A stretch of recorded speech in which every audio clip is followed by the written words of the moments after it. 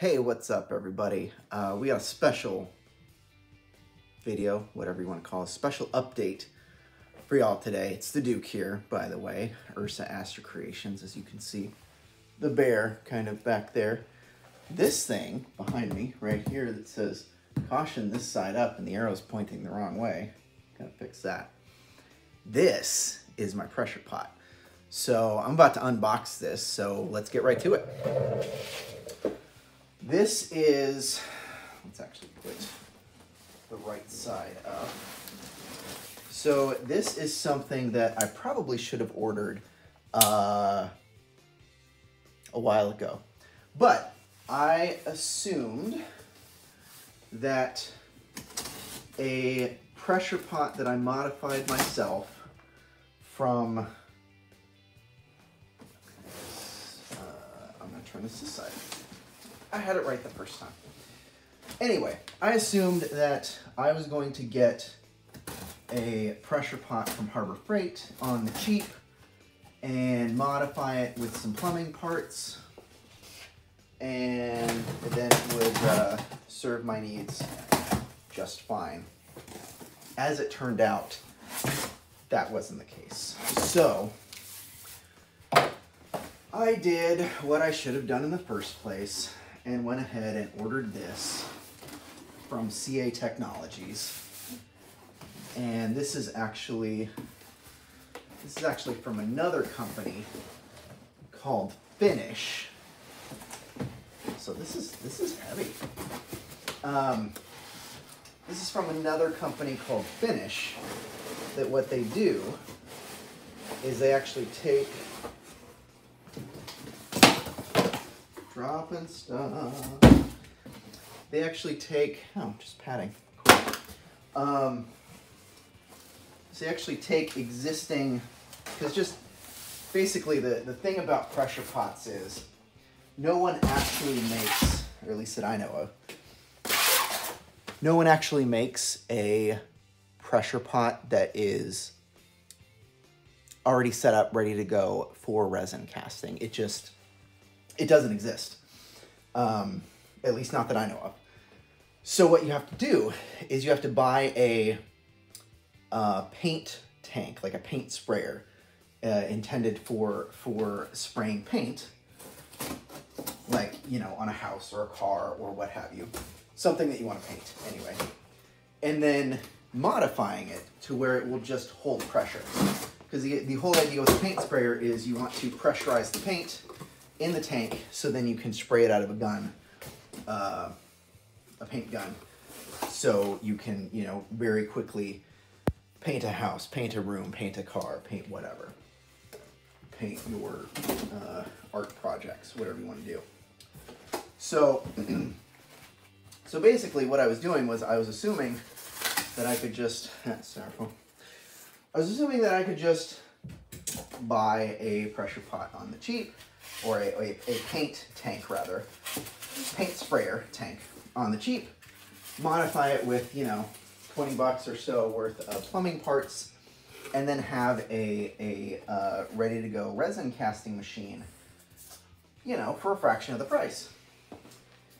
And what I discovered was I should have just spent the money. Should have just spent the money. Live and learn anyway. And so now, this is, you know, 4 times what the tank from Harbor Freight cost. But ultimately, let me see if I can tip this so I can show it to you in the box. Ultimately, this is what I should have gotten in the first place. Because this right here, this is the stuff, CA Technologies. It should be all ready to go, complete, already modified, courtesy of Finish. And I will make sure down there, I will make sure to hit you with the link of this exact tank. This is a 2.5 gallon, if I recall correctly. It's very squat, but it's wider than the Harbor Freight tank was, and the Harbor Freight tank was, I believe that was still 2.5 gallon. But this one has a fair number of improvements over the Harbor Freight. So first of all, these nuts right here that look like kind of like Mickey Mouse. Don't sue me, Disney. These wing nuts are, wow, they're well machined. So the screws and the nuts and the screws are very, very smooth. Very, very smooth. And second, they are also, these ears, since they are so big, they're easy to grab, they're easy to turn, they just glide. And so when you're tightening them down, they don't hurt your fingers, which is nice, because every time I'm going to be casting, I'm going to be turning those. The other thing that I noticed right off the bat before I open this up here, and in fact do I have a Sharpie? Son of a building block, I don't. I don't have a Sharpie. Why don't I have it? Hang on. I think I do. Just kidding, I don't. Dang it. I don't know why I don't have a Sharpie. I should have a Sharpie out here in the shop, but I don't. No matter. Remember, air release valve is right over the CA Technologies logo. The air release valve, and I'll tip this so I can show you. Air release valve, and the actual air release valve is right over the CA Technologies logo. So I'll tell you why I'm doing that. Because generally these pots, and maybe not so much these, but certainly the cheaper ones, there's a way, like one way, that they fit together most nicely, and they seal up the best. And so, I mean, you can turn this, maybe. Oh, wow, look at that gasket. Actual rubber gasket. So generally, like, I could put it back, you know, this way. So now the do not exceed working pressure of 80 PSI warning, right there, if you can see that, do not exceed working pressure of 80 PSI warning, is above the CA Technologies logo. And I mean, you know, these will still line up,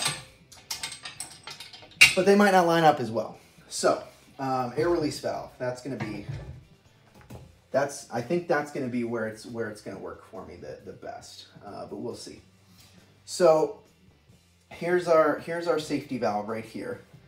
This should, and in fact it says air safety valve right there. So this is what prevents our pressure pot from becoming a bomb. That's what you don't want. So basically, if you did have a failure of some kind, maybe when you had air connected to it, well, usually when you have air connected to it, if for some reason your regulator stopped working, which I believe there's a regulator on this, that's another nice feature of this pot versus the Harbor Freight pot, because the Harbor Freight pot did not have a regulator by default, because it was only $100. And so they're like, well, you know, you're just spraying paint with it. You're not going to pressurize it a ton. You're certainly not going to leave air hooked up to it and just let it just walk away. Not that I would do that anyway, but the less you pay for something, the kind of fewer safety measures that come with it that you would expect to have. So it didn't have a regulator, meaning that if it were just continuously connected to air, it wouldn't shut off automatically once it reached a certain pressure. Hence, then increasing the potential for the thing becoming a bomb. Because let me explain that for those of you that don't understand what I'm talking about. If you have a sealed container, and this is somewhat similar to, just so you have a frame of reference, this is somewhat similar to a pressure cooker that you might have at home, like an Instant Pot or something like that, where you put on a lid, you usually turn it to lock it in place, plug it into the wall, punch some buttons on it, you know, well, obviously put you know, a hunk of meat in there, or some sauce or whatever. Put the lid, crank it on, plug it in, hit some buttons, walk away for, you know, 20 minutes, an hour, whatever. Meanwhile, it pressurizes itself, and pressure and heat go hand in hand. And so basically that under pressure cooks your food really quickly, much faster than you could, you know, using non-pressure or a non-pressurized environment at standard atmospheres. So, but the advantage of, or the difference, I guess the main difference between this and a pressure cooker is, one, this doesn't have actual heat. It's not heated. And two, this is, I mean, it doesn't use power. It literally just uses air from an air compressor and a hose, probably in through here. Hose connects in through here, fills this with air when it's all sealed and tightened down. Fills it with air to a certain pressure, then you disconnect the air, and it just holds pressure. The problem with something under, because PSI stands for pounds per square inch, meaning that's the force that is exerted upon every square inch of this container, of this vessel. So if, you know, you have these nuts tightened, the lid is secure, you're pumping air into it, meaning you're increasing the interior pressure of this vessel, of this container, of this pot, to, let's say, 50 PSI. So that's 50 pounds per square inch. So on every square inch, you know, an inch is roughly from the tip of your thumb to the first joint. So every square inch, so every section of the interior of this pot has 50 pounds continuously pressing against it. That's what 50 PSI means. The working pressure of this pot, meaning don't go over that, is 80 PSI. So that would be 80 pounds per square inch. So again, every square inch of surface of the inside of this pot, if you crank it up to this pressure gauge up to 80, which is right there, that would be 80 pounds of pressure per square inch pressing on the entirety of this pot.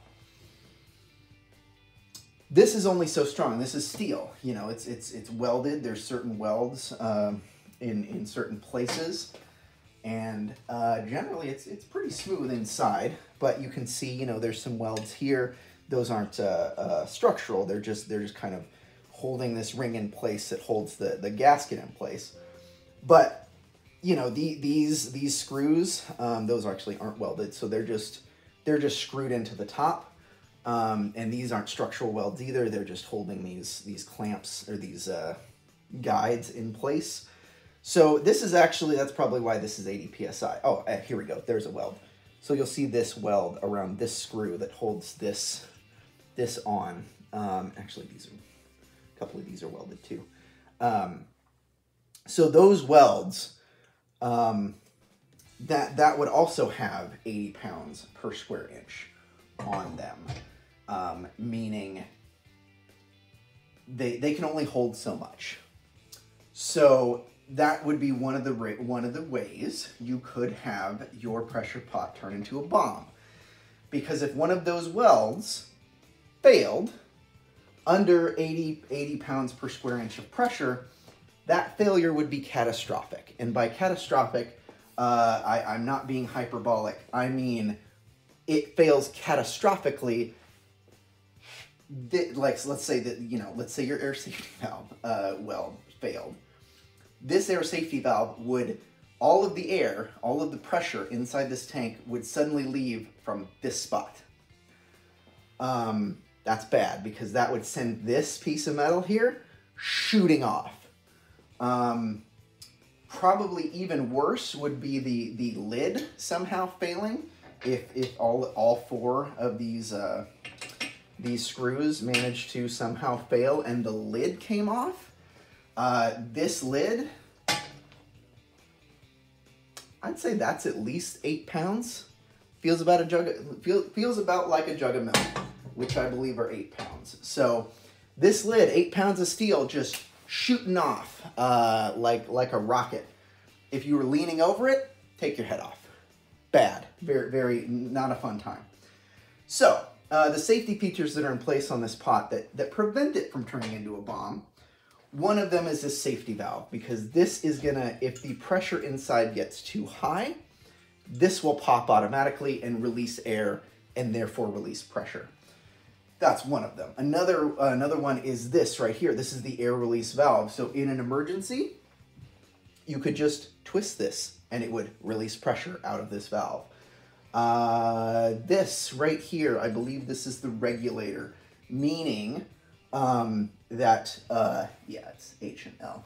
So this right here is, well, you can kind of, as you're filling it with air, you can kind of set this, because what this will do is if you go over a certain pressure, it will automatically basically shut off your intake.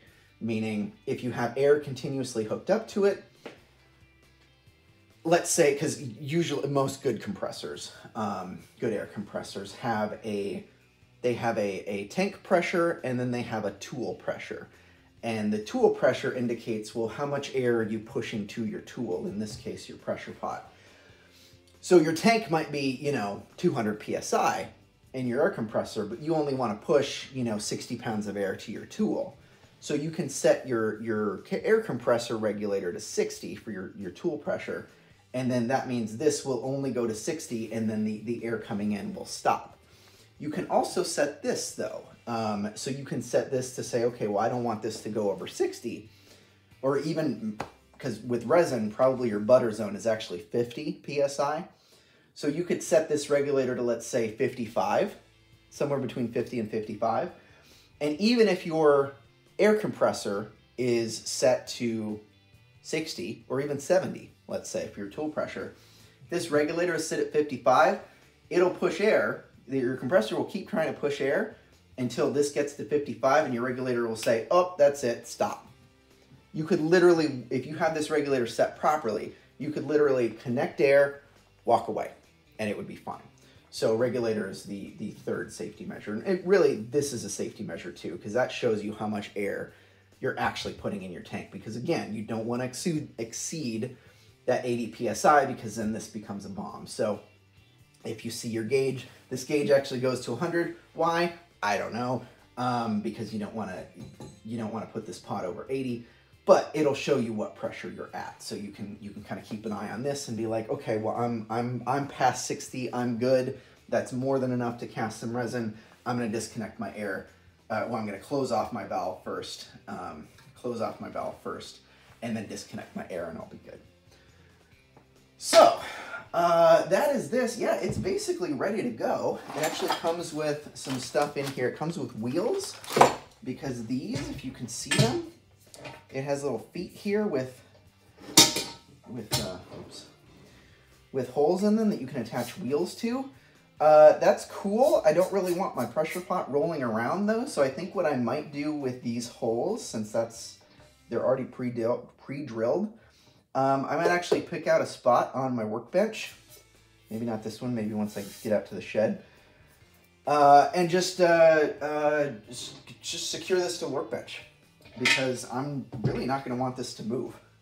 So yeah, I might put some supports under each of these feet, or these, yeah, they're feet, and then just drill them into the supports so it doesn't move. So nice. I appreciate A for effort, but I'm probably not going to use this. And then just a little instruction manual, 2.5 gallon, non-ASME. So ASME is the American, or the Association of something mechanics. I don't know what it stands for, but basically an ASME pot is highly regulated, highly safe, but also highly expensive. I feel like even just, those safety measures that I've gone over make this pot perfectly safe without being ASME rated. So I feel good about using this for what I want to do, which is just cast some resin. Cast some nice, clear, bubbleless resin. So that's my pressure pot, everybody. super cool. I like it. I'm glad I spent the money on it, or rather, Mrs. the Duke convinced me to spend the money on it because, you know, I don't like wasting money, especially given that, God, those are super smooth. I like that a lot. And you can really crank them down, and they don't hurt. But yeah, I don't like spending money, especially when it's a risky endeavor like this, because right now I'm not bringing in any income. I'm just spending money on stuff and hoping it works out. So, you know, props to Mrs. the Duke for believing in me and thinking I've got something here and basically saying, yes, spend this money. It's okay. Can't wait to use this. Next video, well, some video down the road will definitely be pouring some resin into molds, putting it in here, putting it under pressure, and then letting it sit. So look forward to that. All right, well, I'm pretty sure I've been talking for way too long already, so I'm going to call this a video. Until next time, everybody. Peace.